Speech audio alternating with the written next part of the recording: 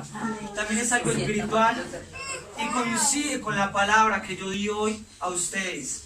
Porque cada vez que pasaban 50 años en el pueblo de Israel, en el pueblo de la palabra, se daba un toque de trompeta y era un toque de liberación. Diga toque de liberación.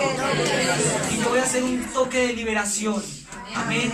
Sobre tu vida, sobre tu enfermedad, sobre las personas que te han ofendido. Amén. Un toque de liberación, aún en las finanzas. Amén. En todas las áreas, porque Dios es un Dios completo. Amén. Vamos a cerrar los ojos.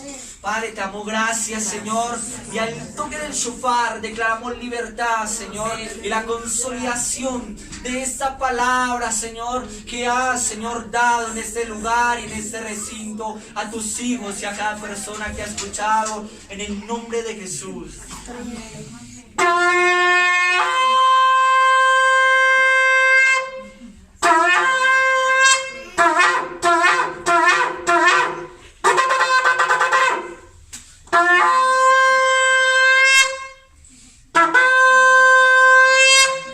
Para la gloria del Señor, denle esas palmas al Rey.